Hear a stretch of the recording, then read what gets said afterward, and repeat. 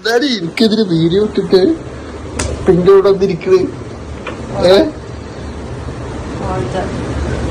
ഇത് സ്ക്രിപ്റ്റ് ചെയ്യണം full.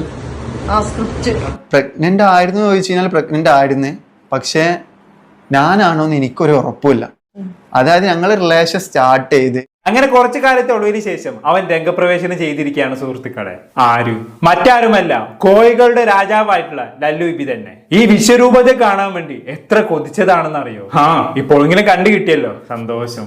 Anyway, പ്രമുഖ യൂട്യൂബർ ആയിട്ടുള്ള ഫസ്മിന സാക്കിറിന്റെ മുൻ ഭർത്താവായിട്ടുള്ള ലല്ലു ഇബി അഥവാ മുഹമ്മദ് സെബിൽ ആരാണെന്നുള്ളത് ഞാനായിട്ട് ആർക്കും പ്രത്യേകിച്ച് പരിചയപ്പെടുത്തിയതിന്റെ ആവശ്യമില്ലല്ലോ. കാരണം ഈ കുറഞ്ഞ സമയം കൊണ്ട് തന്നെ ആൾ അത്രയും ഫേമസ് ആയി കഴിഞ്ഞു എന്നുള്ളതാണ്. പ്രത്യേകിച്ച് ഫസ്മിനന്റെ വീഡിയോ കാണുന്ന ഒരാൾക്കും ലല്ലു ആരാണെന്നുള്ളത് ഞാനായിട്ട് പ്രത്യേകിച്ച് പറഞ്ഞതിന്റെ ആവശ്യമില്ല. കാരണം ഇവനെ കുറിച്ച് അത്രയും വീഡിയോകൾ ഫസ്മിന് ചെയ്തു കഴിഞ്ഞിട്ടുണ്ട്. എന്നാലും ഇവനെ കുറിച്ച് ചെറുതായിട്ട് ഞാനൊന്ന് പറഞ്ഞു തരാം. കല്യാണ ശേഷവും മൾട്ടിപ്പിൾ റിലേഷൻഷിപ്പ് അഥവാ ഒരുപാട് അവീത ബന്ധങ്ങൾ കൊണ്ട് നടന്ന ഒരു മനുഷ്യനാണ് ഇവന്. ചില്ലറ പുള്ളിക്കാനല്ല എന്നർത്ഥം. എന്തായാലും ഇവന്റെ അവീത പരിപാടികളൊക്കെ ഫസ്മിന സാക്കിർ പൊക്കുന്നതോടെയാണ് ഇവർക്കിടയിൽ പ്രശ്നങ്ങൾ ഉടലെടുക്കുന്നത്. അതിനുശേഷമാണ് ഫസ്മിന് ഇവനെതിരെ ഒരുപാട് വീഡിയോകളുമായി രംഗത്ത് വരുന്നത്. പക്ഷെ ഇത്രയൊക്കെ ഫസ്മിന് ഇവനെ പബ്ലിക്കിന് മുന്നിൽ വെച്ച് നാറ്റിച്ചിട്ടും ഇവൻ വീണ്ടും ഈ പരിപാടി തുടർന്ന് കൊണ്ടുപോയി കേട്ടോ. ഇപ്പൊ നിലവിൽ വേറെ ഒരുത്തിയുമായിട്ടാണ് ഇവന്റെ അവീത പരിപാടികളൊക്കെ. അതാരാണെന്നുള്ളത് ഞാനായിട്ട് ആർക്കും പ്രത്യേകിച്ച് പറഞ്ഞേണ്ട ആവശ്യമില്ലല്ലോ.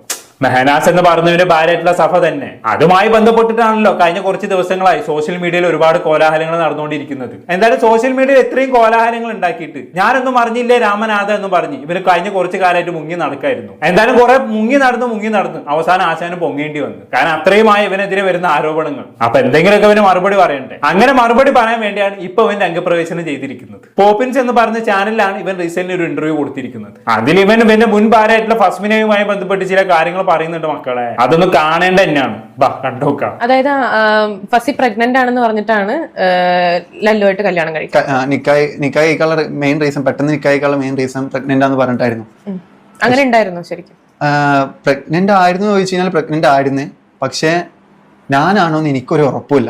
എന്താ മോനെ നിനക്കൊരു ഉറപ്പില്ലാത്തത്? അവളുമായി നീ ബെഡ് ഷെയർ ചെയ്തിട്ടുണ്ട് എന്നുള്ള കാര്യത്തിൽ നിനക്ക് ഉറപ്പുണ്ടല്ലോ. അപ്പൊ പിന്നെ അവള് പ്രഗ്നന്റ് ആയിട്ടുണ്ടെങ്കിൽ അതിന് ഉത്തരവാദി നീയാണെന്ന് നീ പ്രത്യേകിച്ച് ഉറപ്പിക്കേണ്ട ആവശ്യമൊന്നുമില്ല. പിന്നെ താനെ പ്രഗ്നന്റ് ആവാൻ വേണ്ടി അവള് മറിയം ബീവി ഒന്നുമല്ലല്ലോ, സാധാ ഒരു ഫസ്മിന സാക്കിർ അല്ലേ. എന്തായാലും കൊള്ളാൻ മോനെ നിന്റെ ആരോപണം. ഒരുത്തിയുമായി ബെഡ് ഷെയർ ചെയ്ത് അവസാനം അവള് പ്രഗ്നന്റ് ആയിട്ട് പറയാണ് ആ ഗർഭിണിക്ക് ഉത്തരവാദി ആരാണെന്ന് എനിക്ക് അറിയില്ല പോലും. നിന്നെ കണ്ടല്ലോ മട്ടിൽ വെട്ടി അടിക്കണം. എന്തായാലും ആ കുഞ്ഞിപ്പോ ജീവിച്ചിരിപ്പില്ല, ഇല്ലെങ്കിൽ അതിന്റെ DNA ടെസ്റ്റ് നടത്തിയെങ്കിലും നിന്റെ പിതൃത്വം തെളിയിക്കായിരുന്നു. ഇതിപ്പോ ആ കുഞ്ഞ് ജീവിച്ചിരിപ്പില്ലല്ലോ, അബോട്ട് ചെയ്തല്ലോ. അപ്പൊ പിന്നെ എന്ന് വായതൊന്ന് വിളിച്ചു പറയാലോ, തെളിയിക്കാനുള്ള മാർഗങ്ങളൊന്നും ഇല്ലല്ലോ. എന്തായാലും നീ ബാക്കി പറഞ്ഞാട്ടെ മോനെ.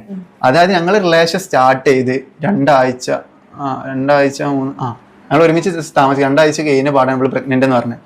ഒരിക്കലും പോസിബിൾ ആവാത്ത കാര്യം. എനിക്ക് അതിനെ കുറിച്ച് അന്ന് ധാരണ ഇല്ലായിരുന്നു. പക്ഷെ ഇപ്പൊ ഞാൻ ഓരോരുത്തരെ വീട്ടിൽ നിന്നും പിന്നെ അതേമാതിരി ഓരോരുത്തരെ പറഞ്ഞു കേട്ടപ്പോ മനസ്സിലായി.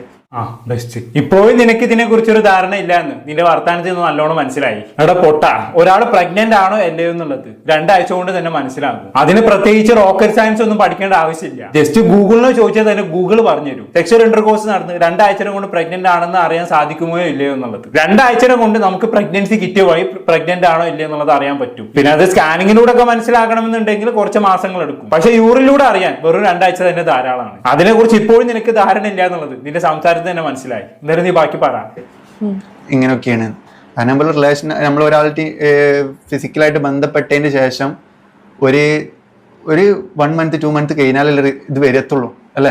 എന്ത് വരത്തുള്ളൂ അല്ലെ? ആക്ച്വലി നീ എന്താണ് പറഞ്ഞു വരുന്നത് അങ്ങോട്ട് മനസ്സിലാവുന്നില്ല. വേറെ ഏതോ ഒരുത്തനിൽ ഉണ്ടായ ഗർഭം നിന്റെ ഭാര്യ നിന്റെ തലയിൽ കെട്ടിവെക്കാൻ നോക്കി എന്നാണോ നീ പറഞ്ഞു വരുന്നത്? അല്ലെ അറിയാത്തോണ്ട് ചോദിക്കുകയാണ്. ഇനി അങ്ങനെ സംഭവിച്ചെന്ന് തന്നെ വെക്കാം, അത് അവളുടെ മിടുക്കെന്ന് ഞാൻ പറയും. കാരണം നിന്റെ ഇന്റൻഷൻ എന്തായിരുന്നു? അവളെ കെട്ടണമെന്നുള്ള ഉദ്ദേശം നിനക്കില്ലായിരുന്നു എന്നുള്ളത് നിന്റെ സംസാരത്തിൽ നിന്ന് തന്നെ വ്യക്തമാണ്. എന്നാൽ അവളെ സംബന്ധിച്ചിടത്തോളം അന്ന് അവൾക്ക് നിന്നെ വേണമായിരുന്നു. അപ്പൊ സ്വാഭാവികമായിട്ട് അവൾ എന്താക്കി? നീയുമായി ലൈംഗിക ബന്ധത്തിൽ ഏർപ്പെട്ടതിന് ശേഷം പ്രഗ്നന്റ് ആയി എന്നറിഞ്ഞപ്പോൾ അവൾ നിന്നെ കല്യാണം കഴിക്കാനുള്ള എല്ലാ പരിപാടിയും എടുത്തു. അത് അവളുടെ എന്നല്ല പറയാൻ പറ്റൂ. അവളുമായി പ്ലക്കാൻ പോകുമ്പോൾ നീ അതൊക്കെ ചിന്തിക്കണമായിരുന്നു. അവളുമായി വിവാഹത്തിന് താല്പര്യമില്ലായിരുന്നെങ്കിൽ ഈ പരിപാടിക്ക് നീ നിൽക്കാൻ പാടില്ലായിരുന്നു. അല്ലെങ്കിൽ അതിനനുസരിച്ചുള്ള സേഫ്റ്റി മെഷർമെന്റ് ഒക്കെ എടുക്കണമായിരുന്നു. ഇതിപ്പോ പ്ലക്കാനും പോയി അവസാനം അവള് തലയിലുമായി എന്നിട്ട് വന്നിരുന്ന മോങ്ങാണ് വേറെ ഏതോ ഒരുത്തനുണ്ടായ ഗർഭം എന്റെ തലയിൽ കെട്ടിവെക്കാൻ നോക്കുകയാണ് എന്നും പറഞ്ഞുകൊണ്ട്. അവിടെ ഉളുപ്പുണ്ടോ നിനക്ക് എന്നാണ് എനിക്ക് ചോദിക്കാനുള്ളത്. സ്വന്തം ഭാര്യയെ കുറിച്ച് എങ്ങനെയാണ് നിനക്ക് ഇങ്ങനെയൊക്കെ പറഞ്ഞുണ്ടാക്കാൻ തോന്നുന്നത്? അല്ല നിന്നെ പോലെ ഒരുത്തൻ ഇതല്ല ഇതിനപ്പുറം പറയുമെന്ന് എനിക്കറിയാം. കാരണം ഒരു പെണ്ണുണ്ടായിരിക്കെ തന്നെ മറ്റൊരുപാട് പെൺകുട്ടികളുമായി അവീതം കൊണ്ട് നടന്നവനല്ലേ നീ. അങ്ങനെയുള്ള നിന്നെ സംബന്ധിച്ചിടത്തോളം സ്വന്തം ഭാര്യയെ കുറിച്ച് എങ്ങനെയൊക്കെ പറഞ്ഞുണ്ടാക്കാൻ പ്രത്യേകിച്ച് മനസാക്ഷി കുത്തിൽ ആവശ്യമൊന്നുമില്ല.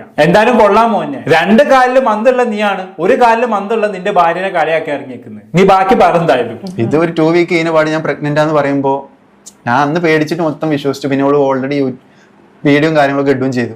അപ്പൊ എനിക്ക് ഒന്നും ചെയ്യാൻ പറ്റില്ല. അങ്ങനെ പെട്ടെന്ന് കല്യാണം നിക്കായി കാര്യങ്ങളായി. വീട്ടുകാരോടൊപ്പം പറഞ്ഞില്ലേ ഇങ്ങനെയാണ് എന്നുള്ളത്? പറഞ്ഞില്ല വീട്ടുകാരോടോ? രണ്ടാഴ്ച ആയിട്ടുള്ള കല്യാണം, രണ്ടാഴ്ച ആയിട്ടുള്ള റിലേഷൻ തുടങ്ങിയിട്ടെന്നുള്ളത് പറഞ്ഞില്ല? വീട്ടുകാരോട് പറയാനുള്ള ഒരു സിറ്റുവേഷൻ ഉണ്ടായില്ല. അന്ന് ഇവളെ കൂടെ വീഡിയോ ഇട്ടപ്പോൾ തന്നെ വീട്ടിൽ നിന്ന് കുറെ വീട്ടിൽ നിന്നുള്ള സപ്പോർട്ട് കംപ്ലീറ്റ്ലി പോയി. അങ്ങനെ ഇവളെ ഉമ്മ കോൺടാക്ട് ചെയ്തിട്ടാണ് ഞാൻ എന്ത് ചെയ്യുന്നത്, കാലിക്കറ്റ് ഹോസ്പിറ്റലിൽ അബോർഷൻ ചെയ്യണമെന്ന് പറഞ്ഞിട്ട് ഞാൻ പോയി. അപ്പോൾ ഉമ്മാനോട് ഞാൻ പറഞ്ഞു, ഞാൻ ഒരിക്കലും ഇതിന് കൂട്ടിക്കത്തില്ല, ഞാൻ ഇതിന് സൈൻ ചെയ്യാനോ ഒന്നിനും ഞാൻ നിൽക്കത്തില്ല, ഞാൻ വേണമെങ്കിൽ പോവാന്ന് പറഞ്ഞു. അങ്ങനെ അത് അവളെ കൂടെ പോയി. എന്നിട്ട് കാലിക്കറ്റിൽ നിന്ന് വീണ്ടും പ്രശ്നം ഉണ്ടായിട്ട് അവൾ പോലീസിനെ വിളിച്ചെടുത്തി. കാലിക്കറ്റ് ഒരു ലോഡ്ജിലോട്ട് പോലീസിനെ വിളിച്ചെടുത്തി. ഞാൻ എൻ്റെ ഫ്രണ്ട് ഉണ്ടായിരുന്നു. അങ്ങനെ പോലീസിനെ വിളിച്ചെടുത്ത് ഇവനെ മർദ്ദിക്കേണ്ടതുണ്ട്. എന്നിട്ട് ലാസ്റ്റ് പോലീസുകാർ വന്നിട്ട് ലാസ്റ്റ് പറഞ്ഞു കേസില്ല, കുഴപ്പമില്ല എന്ന് പറഞ്ഞു. എന്നിട്ട് ഞാൻ പിറ്റേ ദിവസം അവളെ കൂടെ ഹോസ്പിറ്റലിലോട്ട് പോയി. ഹോസ്പിറ്റലിലോട്ട് പോയിട്ട് ഇവളെന്നെ പേയ്മെന്റും കാര്യങ്ങളും എല്ലാ കാര്യങ്ങളും കൊടുത്ത് ഞാൻ അബോർഷനാക്കി. എനിക്ക് അബോർഷൻ ഇനി എന്റെ കുട്ടിയാണ് എനിക്ക് കളയാൻ തീരെ താല്പര്യം ഉണ്ടായിരുന്നില്ല. ഞാൻ അവളെ ഉമ്മാനോടും പറഞ്ഞിട്ടുണ്ട്. പക്ഷെ ഇവൾക്ക് ഒരേ നിർബന്ധമായിരുന്നു കളയണമെന്ന്. അപ്പൊ തന്നെ എനിക്ക് ചെറിയൊരു സംശയം ഉണ്ടായിരുന്നു. ഞാൻ അന്ന് വീഡിയോയും കാര്യങ്ങളൊക്കെ എടുത്തു വെച്ചായിരുന്നു എൻ്റെ ഫോണിൽ അതിനെ കുറിച്ചിട്ട്. പിന്നെ അവളെന്നെ മൊത്തത്തിൽ ഡിലീറ്റ് ആക്കും കാര്യങ്ങളൊക്കെ ചെയ്തു. അങ്ങനെയാണ് കല്യാണം കഴിക്കുന്നത്. അത് ശരി, അങ്ങനെയാണല്ലേ കല്യാണം കഴിക്കുന്നത്.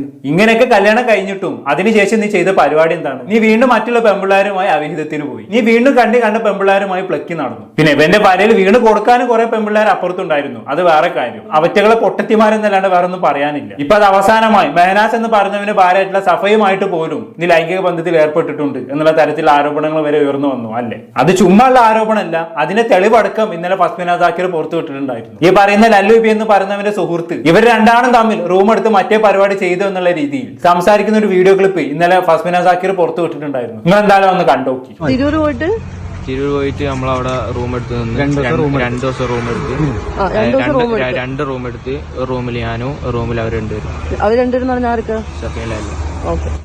എങ്ങനെ ഇരിക്കുന്നു? എന്തായാലും നിങ്ങൾ തിരൂര് പേരെ കഷ്ടപ്പെട്ടു പോയി ലോഡ്ജിൽ റൂം എടുക്കണമെന്നുണ്ടെങ്കിൽ ലുഡോ കളിക്കാനൊന്നും അല്ലല്ലോ 2 ദിവസത്തോടെ റൂം എടുത്ത് തങ്ങിയത്. എന്ത് പരിപാടിക്കാന്നുള്ളത് ചോറ് നിന്ന് എല്ലാവർക്കും മനസ്സിലാകും. പിന്നെ ഇവന്റെ ഈ സുഹൃത്തി വെളിപ്പെടുത്തൽ നടത്തുന്ന എപ്പോഴാണെന്ന് അറിയും. ഇവൻ ഈ പറയുന്ന സഫയെ കാണാൻ വേണ്ടി സഫയുടെ ഫ്ലാറ്റിലേക്ക് പോയി. ആര്? ലല്ലൂബി എന്ന് പറയുന്നവൻ. ആ സമയത്ത് ലല്ലൂബിന്റെ കൂടെ എസ്കോർട്ട് പോയ സുഹൃത്താണ് ഇപ്പൊ നമ്മൾ വീഡിയോ ക്ലിപ്പിൽ സംസാരിച്ച് കണ്ടത്. പിന്നെ ഇവർ എങ്ങനെയാണ് പൊക്കിയതെന്ന് ചോദിച്ചു കഴിഞ്ഞാണെങ്കിൽ ലല്ലൂബി സഫയുടെ ഫ്ലാറ്റിലേക്ക് എത്തിയത് സഫയുടെ ഭർത്താവായിട്ടുള്ള മെഹനാസിന് ഇൻഫർമേഷൻ കിട്ടി. അങ്ങനെ മെഹനാസും ഫസ്മിന സാക്കിറും കൂടി അങ്ങോട്ട് പോയ സമയത്താണ് ഇവൻ ഫ്ലാറ്റിന് പുറത്ത് എസ്കോർട്ട് നിൽക്കുന്നത് ഈ പറയുന്ന ഫസ്മിനയുടെയും മെഹനാസിന്റെയും കണ്ണിപ്പെടുന്നത്. അപ്പൊ തന്നെ അവനെ പൊക്കി അവനെ ചോദ്യം ചെയ്തു. അവൻ കംപ്ലീറ്റ് സത്യങ്ങളും തുറന്നു പറഞ്ഞു. ആ തുറന്നു പറഞ്ഞതിന്റെ കൂട്ടത്തിൽ പറഞ്ഞതാണ് ഈ പറയുന്ന സഫയും ലല്ലൂബിയും കൂടി മുമ്പ് തിരൂര് പോയി ഒരു റൂം എടുത്തിട്ടുണ്ടായിരുന്നു എന്നുള്ള കാര്യം കൂടി പറയുന്നത്. എന്തായാലും കൊള്ളാൻ ലല്ലു മോനെ, ഇത്രയൊക്കെ പ്രശ്നങ്ങൾ ഉണ്ടായിട്ടും നിന്റെ പ്ലക്കൽ പരിപാടിക്ക് ഇനി ഇപ്പോഴും ഒരു കുറവ് വരുത്തിയിട്ടില്ല അല്ലേ? നീ ഒരു മഹാൻ തന്നെ കേട്ടോ. നിനക്ക് അതില്ലാതെ ജീവിക്കാൻ പറ്റില്ലെന്ന് തോന്നുന്നു. നിനക്ക് ഇങ്ങനെ ഇടയ്ക്കിടെ ഇങ്ങനെ വെറൈറ്റി പെൺകുട്ടികളുമായി ഇങ്ങനെ പ്ലക്കി നടക്കണമെന്ന് തോന്നുന്നു. ഇല്ലെങ്കിൽ നിനക്ക് ഉറക്കം വരില്ലെന്ന് തോന്നുന്നു അല്ലെ? നിന്റെ ഇത്രയും കാലത്തെ ആക്ടിവിറ്റി കേട്ടപ്പോൾ എനിക്ക് അങ്ങനെയാണ് തോന്നിയത്. നീ വല്ലാത്തൊരു പ്ലക്കൽ വീരൻ തന്നെ കേട്ടോ. എന്തായാലും നീ ബാക്കി പറമോ? ഞാൻ ഇപ്പൊ ഈ ഫസ്മിനയുടെ കേസ് തന്നെ അവൾക്ക് ഒരാളെ ഒതുങ്ങാൻ അവൾക്ക് പറ്റത്തില്ല. ഞാൻ മനസ്സിലാക്കി കൊടുത്തുള്ളതാണ്. കാരണം ഞാൻ കല്യാണം നിക്കാഹ് കഴിക്കുന്നതിന് മുൻപ് ഞാൻ വിചാരിച്ചിരുന്നത് ഇവൾക്ക് ഈ തൊപ്പി അവന് പിന്നെ നബ്രാസ് മാത്രം ഇവിടെ റിലേഷനായിട്ട് ഉണ്ടായിട്ടുള്ളൂ. പക്ഷെ ഞാൻ അന്വേഷിച്ചപ്പോൾ ഫസ്റ്റ് ഒരു ക്രിസ്ത്യൻ ചെക്കൻ, അത് കഴിഞ്ഞിട്ട് നബ്രാസ്, അത് കഴിഞ്ഞിട്ട് വേറൊരാളായിട്ട് വീട്ടിലൊക്കെ ഒരു കല്യാണ രൂപത്തിൽ ഉറപ്പിച്ചിട്ടിരുന്നു. ആളെ പേര് ഞാൻ അപ്പോൾ ഇതിലോട്ട് വലിച്ചിടണില്ല, അവരുടെ ഫാമിലിയുള്ള ഒരാൾ തന്നെയാണ്. അത് കഴിഞ്ഞതിന് ശേഷം വേറൊരു ചെക്കനായിട്ട് ആ ഒരു ചെക്കനായിട്ട് അത് കഴിഞ്ഞിട്ട് വേറൊരാളും പാടി ഉണ്ട്. ഇവരൊക്കെ ഇപ്പോ അതിനുശേഷമാണ് തൊപ്പി അല്ല ഈ ഞാൻ പറഞ്ഞില്ലേ ഈ ആദിലുള്ള ആളെ കഴിഞ്ഞതിന്റെ ശേഷം തൊപ്പി കഴിഞ്ഞതിന്റെ ശേഷം പിന്നെ വേറൊരാളുണ്ടായിരുന്നു. അത് കഴിഞ്ഞതിന്റെ ശേഷം ഞാൻ വരുന്നത്. അപ്പൊ ഇവള് ഒരു 6 മാസം അല്ലെങ്കിൽ 1 വർഷമാണ് ഇവള് ഒരാളെ വെക്കുന്ന കാലാവധി. ശരി, അപ്പൊ ഫസ്മിനൊക്കെ ഒരു തുണില്ലാണ്ട് ജീവിക്കാൻ പറ്റൂല എന്നൊക്കെയാണ് നീ പറഞ്ഞു വരുന്നതല്ലേ ലല്ലു? മാത്രമല്ല ഒരു റിലേഷൻഷിപ്പിൽ ഫസ്മിനൊക്കെ 6 മാസത്തിലധികം കടിച്ചു തൂങ്ങി നിൽക്കാനും പറ്റില്ല എന്ന് നീ പറയുന്നുണ്ട്. ആയിക്കോട്ടെ, അതിനിപ്പോ എന്താ പ്രശ്നം? അവളെ സംബന്ധിച്ചിടത്തോളം അറ്റ്ലീസ്റ്റ് അവൾ ഒരു റിലേഷൻഷിപ്പ് ബ്രേക്ക് ആയതിനു ശേഷമാണ് അടുത്ത ആളെ തേടി പോകുന്നത്. നിന്നെ പോലെ ഒരാൾ ഉണ്ടായിരിക്കെ തന്നെ വേറൊരാളെ തേടി പോകുന്നില്ല. അത് വെച്ച് നോക്കുമ്പോൾ ഇതിനേക്കാൾ എത്രയോ ബെറ്റർ ആണ് അവൾ. അറ്റ്ലീസ്റ്റ് കുറച്ചു കാലമാണെങ്കിൽ കൂടിയും റിലേഷൻഷിപ്പിൽ ആയിരിക്കുന്ന സമയത്ത് ആ റിലേഷൻഷിപ്പിനോട് അവൾ കമ്മിറ്റ്മെന്റെങ്കിലും കാണിക്കുന്നുണ്ട്. ഇനി അതെങ്കിലും കാണിക്കുന്നില്ല. എന്നിട്ടാണ് ഈ കുറഞ്ഞ കാലം കാര്യത്തിനെടുക്ക് അവൾ ഒരുപാട് ആളുകളുമായി റിലേഷനിലായിട്ടുണ്ട് എന്നൊക്കെ നീ തട്ടിവിടുന്നത്? ഇതൊക്കെ പറയാൻ നിനക്ക് എന്താണ് അവകാശം? ഞാൻ നേരത്തെ പറഞ്ഞു ചൊല്ലാൻ എവിടെയും ആവർത്തിക്കാണ്. 2 കാലിലും മന്തുള്ള നീയാണ്, 1 കാലിലും മന്തുള്ള അവളെ കളിയാക്കാൻ നടക്കുന്നത്. കഷ്ടമല്ലാണ്ട് എന്താ ഇതിനൊക്കെ പറയാ. ഇനി ഇതെല്ലാം കഴിഞ്ഞ് ഫസ്മിന് ഒരു മെന്റൽ ആണെന്നുള്ള തരത്തിൽ ഇവനെ ആക്കി തീർക്കാൻ ശ്രമിക്കുന്നുണ്ട്. നമ്മൾ എന്തായാലും ആന്ന് കേട്ടോക്കാം. പിന്നെ ഇവൾക്ക് ഞാൻ ബൈപ്പോളർ ഉണ്ട് ഉണ്ടെന്ന് പറഞ്ഞിട്ട് ഞാൻ ഒരു ഇതിറക്കി. അപ്പൊ ഇവിടെ എന്റെ മണ്ടയിലോട്ട് ഇട്ട് ആക്ച്വലി ബൈപ്പോളർ ഉണ്ട്. 2020 ഇവള് ട്രീറ്റ്മെന്റ് എടുത്താ കോളഞ്ചേരി ഹോസ്പിറ്റലില്. 2020 to 2022 വരെ ഒരു ട്രീറ്റ്മെന്റ് എടുത്ത് 2 വർഷം തുടർച്ചയായിട്ട് ട്രീറ്റ്മെന്റ് എടുക്കണം എന്നുണ്ടെങ്കിൽ അത് എത്രത്തോളം ഇതായി. എന്നിട്ട് ഇപ്പോഴും അതിന് മെഡിസിൻ ഉണ്ട്, പക്ഷെ അവള് കഴിക്കത്തില്ല. അങ്ങനെയൊക്കെയാണ് അതിന് കാര്യങ്ങൾ വരുന്നത്. ഇനിയിപ്പോ ഇത് തെളിയിക്കണത് ഇപ്പൊ നമ്മൾ ഹോസ്പിറ്റലിൽ കോൺടാക്ട് ചെയ്തിട്ട് വേണമെന്ന് ഇപ്പൊ തന്നെ കേൾപ്പിക്കാം. അങ്ങനെ എന്തെങ്കിലും ചെയ്യണോ? അല്ല പ്രൂഫ് ഉണ്ട്. പ്രൂഫ് അല്ല നമ്മൾ ഇപ്പൊ കോൾ ചെയ്തിട്ട് ഇല്ല. കോളഞ്ചേരി ഹോസ്പിറ്റലിലോട്ടുണ്ട്. ഇതാണ് കോളഞ്ചേരി ഹോസ്പിറ്റല്. ഇതിലോട്ട് ഞാൻ ഇപ്പൊ വിളിക്കാൻ പോവാണ്. അവിടെ നിന്ന് തന്നെ ആർക്കാണ് അസുഖം, ആരാ ട്രീറ്റ്മെന്റ് എടുത്തെന്ന് ഇപ്പൊ അറിയാം.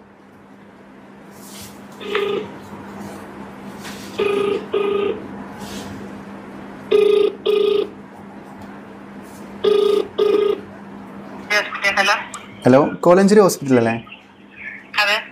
അവിടെ നമ്മൾ മുൻപ് ട്രീറ്റ്മെന്റ് എടുത്തായിരുന്നേ. അപ്പോ അതിന് ആ ഡോക്ടർ ഇപ്പൊ അവൈലബിൾ ആണെന്ന് അറിയാൻ വേണ്ടി വിളിക്കാണ്. ഹലോ, നമ്മളൊരു ബുക്കിംഗ് മുൻപ് ട്രീറ്റ്മെന്റ് എടുത്തായിരുന്നു അവിടുന്ന്. ആ ഫയൽ ഇപ്പോഴും അവിടെ ഉണ്ടോ ജസ്റ്റ് ചെക്ക് ചെയ്യാൻ പറ്റുമോ? ആ ഫോൺ നമ്പർ അറിയാം, എന്റെ നമ്പർ തന്നെയാണ്. 85 93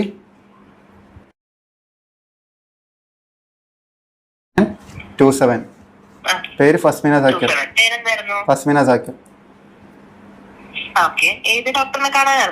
നമ്മള് അവിടെ മുൻപ് ട്രീറ്റ്മെന്റ് എടുത്തായിരുന്നു. ജസ്റ്റ് ചെക്ക് ചെയ്യോ മറ്റേ ബൈക്ക്? ഏത് ഡേറ്റിലാ? നവംബർ 19, 2022 ലാസ്റ്റ് ആയിട്ട് കണ്ടത്. ബൈപ്പോളറിന്റെ അല്ലേ? നവംബർ 7. ബൈപ്പോളറിന്റെ അല്ലേ? സൈക്യാട്രി ഡോക്ടർ ശ്രീജ ഡോക്ടറിനെ. ഇവിടെ ട്രീറ്റ്മെന്റ് എടുത്ത് ഹോസ്പിറ്റലിലൊക്കെ വിളിച്ച് ചോദിക്കണ ഇഷ്ടം അല്ല. ഞാൻ ആലോചിക്കുന്ന അതല്ലേ, ഇങ്ങനെ വിളിച്ച് ചോദിക്കുമ്പോഴേക്കും കംപ്ലീറ്റ് ഡീറ്റെയിൽസ് ഹോസ്പിറ്റലുകാർ പറഞ്ഞു കൊടുക്കും. എനിക്കറിയില്ല കേട്ടോ. പിന്നെ മുൻപേ ട്രീറ്റ്മെന്റ് എടുത്തതാണെന്ന് പറഞ്ഞതിനെ കൊണ്ട് ചിലപ്പോൾ പറഞ്ഞതായിരിക്കും അല്ലേ. എന്തായാലും ഫസ്മിന സാക്കിർ ഒരു സൈക്കാട്രി ഡോക്ടറുടെ ട്രീറ്റ്മെന്റ് എടുത്തിട്ടുണ്ട്. അത് ഈ സംഭാഷണത്തിൽ നിന്ന് തന്നെ നമുക്ക് മനസ്സിലാക്കാൻ കഴിയും. പക്ഷെ അത് ബൈപ്പോളറിനാണ് ട്രീറ്റ്മെന്റ് എടുത്തതെന്നുള്ളത് എവിടെയും പറയുന്നില്ല. ബൈപ്പോളറിനാണ് ട്രീറ്റ്മെന്റ് എടുത്തതെന്ന് ഇവൻ ഹോസ്പിറ്റൽ സ്റ്റാഫിനോട് ചോദിക്കുന്ന സമയത്ത് അതറിയില്ല, ഡോക്ടറെ കണ്ടിട്ടുണ്ട് എന്നാണ് സ്റ്റാഫ് തിരിച്ചു മറുപടി പറയുന്നത്. അവിടെ തന്നെ നിന്റെ ആരോപണം പൊളിഞ്ഞ മോനല്ലല്ലോ. ബൈപ്പോളാർ ഡിസോർഡറുള്ള ആൾക്കാർ മാത്രമല്ലല്ലോ ഒരു സൈക്കാട്രി ഡോക്ടറെ കാണുന്നത്. ഡിപ്രഷനുള്ള ആൾക്കാരും പോയി കാണാറുണ്ട്. ചിലപ്പോൾ ഡിപ്രഷന് വേണ്ടി ആയിരുന്നെങ്കിലോ ഫസ്മിന സാക്കിർ ഡോക്ടറെ പോയി കണ്ടത് അല്ല, അതിനും സാധ്യത ഉണ്ടല്ലോ. എന്തായാലും ഇതിനുള്ള മറുപടി ഫസ്മിന തന്നെ നൽകട്ടെ. എന്തിനാണ് ഡോക്ടറെ പോയി കണ്ടത് എന്നുള്ളത് ഫസ്മിനല്ലേ എന്തായാലും ഇതിന് മറുപടി നൽകും. അപ്പൊ വേണമെങ്കിൽ നമുക്ക് അതിനെ കുറിച്ച് സംസാരിക്കാം. എന്തായാലും ഇവര് പറയല്ല, ബാക്കി കൂടി കണ്ടുനോക്കാം. ഇനി ഇവര് ഫസ്മിന സാക്കിർ ഒരു ഡ്രഗ് അഡിക്റ്റ് ആണെന്നുള്ള രീതിയിലും പറഞ്ഞുണ്ടാക്കുന്നുണ്ട് കേട്ടോ. ഇത്ര ആഴ്ചക്ക് നമുക്ക് അതും കൂടി കണ്ടുനോക്കാം. ഉപയോഗിക്കുന്നതിന് പ്രൂഫിന്റെ എടുത്തിട്ടുണ്ട്, അത് ഞങ്ങൾക്ക് ഇതിൽ കാണിക്കുക, വീഡിയോയിൽ കാണിക്കാം. അവൾ ഈ റമദാൻ മാസത്തില് എന്തെങ്കിലും അടിച്ചിട്ടുണ്ടോ എന്ന് ചോദിക്കുമ്പോൾ അടിച്ചിട്ടുണ്ട് എന്ന് പറഞ്ഞതിന്റെ ഒരു കോൾ റെക്കോർഡ് എന്റെ കയ്യിലുണ്ട്.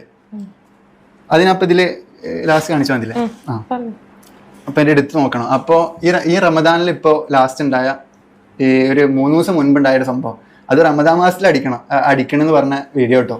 ഒരു മുസ്ലിം, ഓള് മുസ്ലിം ആണ് എന്താന്ന് എനിക്ക്, ഓള് മുസ്ലിം ആണെന്നാണ് ഓള് പറയുന്നത്. പക്ഷെ മുസ്ലിം ആണല്ലേ എനിക്ക് യാതൊരു നിസ്കരിക്കും കാര്യങ്ങളൊന്നും ഞാൻ കണ്ടിട്ടില്ല. അത് വേറെ കാര്യം.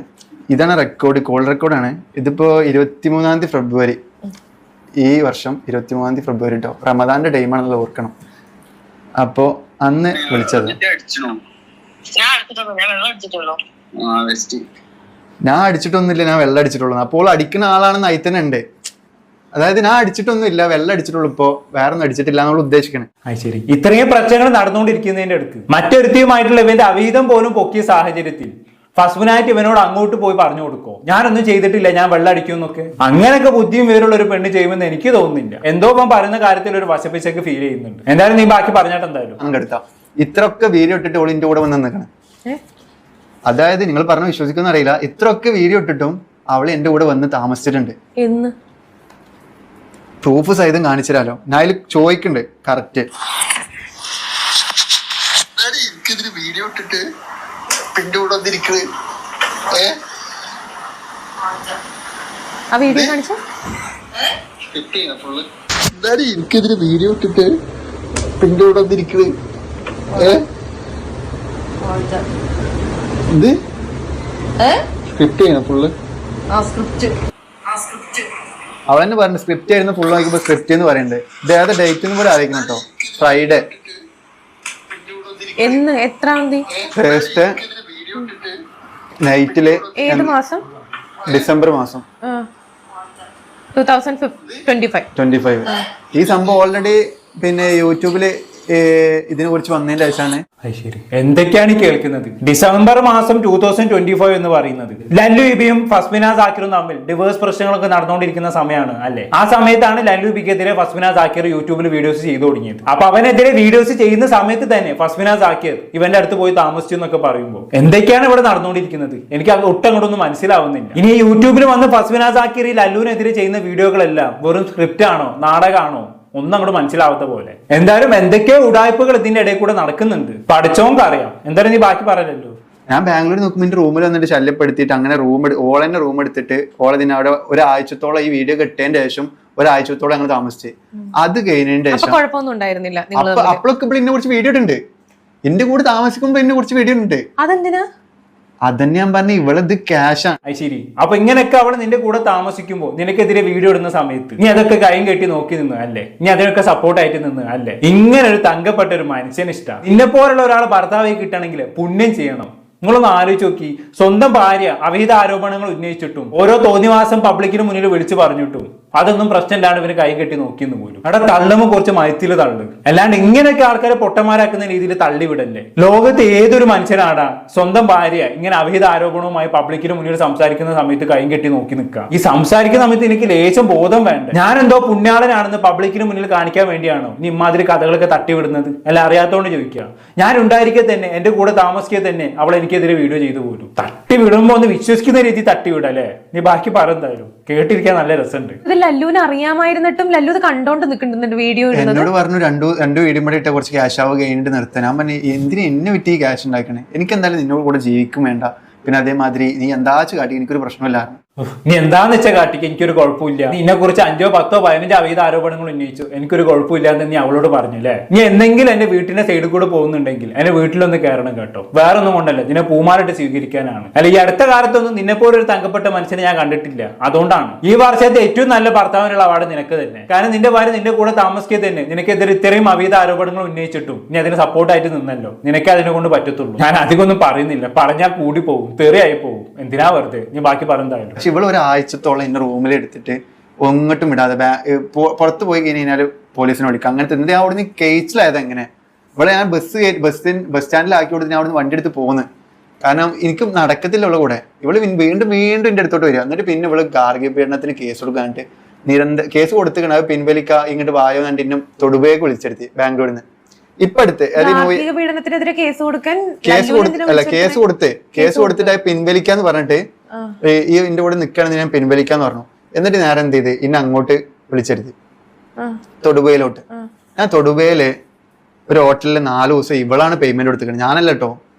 ഞാൻ പേയ്മെന്റ് കൊടുത്ത് ഞാൻ നിൽക്കല്ലേ. ഇവള് പേയ്മെന്റ് കൊടുത്തിട്ട് അവിടെ 4 ദിവസം ഞാൻ ആ ഹോട്ടലില് 4 ദിവസം 3 ദിവസം ഞാനും ഫസ്മിന് എപ്പോഴാ വരിക അറിയോ?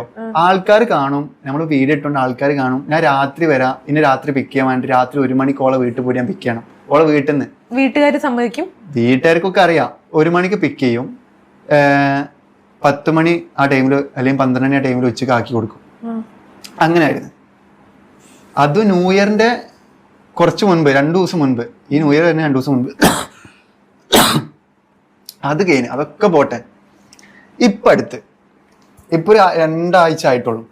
ഈ 2 ആഴ്ച ഞാൻ ഒരു കടയിൽ 18+ സെന്ററില് ഷോപ്പ് ഉണ്ട്, മറ്റേ ഇവിടെ ആ ഭാഗത്ത്. അവിടെ ഷോപ്പിൽ ടീ കുടിച്ചോണ്ടിരിക്കുക. ഇവളെ ഫ്രണ്ടും വേറൊരു ചെക്കനും പാടി രാത്രി 2 മണി ടൈമില് ബൈക്കും പോവാം. ഇവള് ഫ്രണ്ടിൽ ഇരിക്കണ്ട്, അല്ല ഇവളെ ഫ്രണ്ട് ഒരു ബോയ് ഫ്രണ്ടിൽ ഇരിക്കുന്നുണ്ട്, ഇവള് സെന്ററിൽ ഇരിക്കുന്നുണ്ട്, അതിന്റെ ബാക്കില് വേറൊരു കൊച്ചു ഇരിക്കുന്നുണ്ട്. 3 പേരും പാടി ബൈക്കിൽ പോവാം. അപ്പൊ ഇന്ന് ചായക്കടന്റെ അവിടുന്ന് എന്നെ കണ്ടു. ഞാൻ ചാടി ഇങ്ങോട്ട് ഇറങ്ങിയാണ്.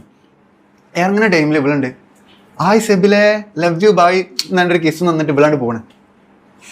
അപ്പൊ ഇവൾക്ക് എന്താ അസുഖം എന്നോട് എന്നോട് എന്റെ കൂടെ നടക്കുന്ന ആൾക്കാർ ചോദിച്ചിട്ടുണ്ട്, ഇവൾക്ക് എന്താ അസുഖം എന്ന്. ഇവൻ എന്തൊക്കെയാണ് ഈ പറയുന്നത്? ഒരറ്റുമൂലില്ലാണല്ലേ ഇവൻ സംസാരിക്കുന്നത്. കൂടെ താമസിച്ചുകൊണ്ടിരിക്കെ തന്നെ ഇവനെതിരെ വീഡിയോ ഇട്ടെന്ന് പറയുന്നു. അതുപോലെ തന്നെ ഇവർ ഭാര്യയും ഭർത്താവും ആയിരിക്കെ തന്നെ സ്വന്തം നാട്ടിൽ വീട്ടിനപ്പുറത്ത് ഹോട്ടലിൽ മുറിയെടുത്ത് രണ്ടാളും കൂടി താമസിക്കുന്നു. പിന്നെ എത്രയും പ്രശ്നങ്ങൾ നടന്നുകൊണ്ടിരിക്കെ തന്നെ ചായപ്പീടിയിൽ വെച്ച് കണ്ട സമയത്ത് ഫ്ലൈയിങ് കിസ് നൽകുന്നു. അങ്ങനെ എന്തൊക്കെയോ ഇവൻ വിളിച്ചു പറയുന്നുണ്ട്. ഒക്കെ പരസ്പര വൈരുദ്ധ്യവും പരസ്പരം കണക്ഷനും ഇല്ലാത്ത കാര്യങ്ങളാണ് ഇവൻ വിളിച്ചു പറയുന്നത്. എനിക്കിതൊക്കെ കേട്ട സമയത്ത് സ്വയം വെളുപ്പിക്കാൻ വേണ്ടി ഇവൻ വായ തോന്നി എന്തൊക്കെയോ വിളിച്ചു പറഞ്ഞതായിട്ടാണ്. പിന്നെ അതിന്റെ ഇടയിൽ പ്രൂഫ് എന്ന് പറഞ്ഞ് ഇവൻ എന്തൊക്കെയോ വീഡിയോ ക്ലിപ്സും ഓഡിയോ ക്ലിപ്സും ഒക്കെ കാണിക്കുന്നുണ്ട്. അതിലൊക്കെ എത്രത്തോളം സത്യമുണ്ട് എന്നുള്ളത് നമുക്ക് വരും ദിവസങ്ങൾ തന്നെ കണ്ടറിയാം. എന്തായാലും മൊത്തത്തിൽ നോക്കുന്ന സമയത്ത് ആകെത്തൊക്കെ ഒരു വശപ്പശക്ക് പോലെ അല്ലേ, ഒന്നും അങ്ങോട്ട് കലങ്ങി തെളിയാത്ത പോലെ. എന്തായാലും കൊള്ളാൻ സഭയില് നിന്റെ നായകനെ കേട്ടിട്ടുള്ളത് പറയാലോ. എനിക്ക് ചിരിയാണ് വരുന്നത്. കൂടുതലൊന്നും ഞാനിവിടെ പറയുന്നില്ല. എന്താണെന്ന് കേട്ട് നിങ്ങൾക്ക് തോന്നുന്നത് താഴെ കമന്റ് ബോക്സിൽ രേഖപ്പെടുത്തുമല്ലോ. അടുത്തൊരു ടോപ്പിക്കുമായി കാണാം. ബൈ.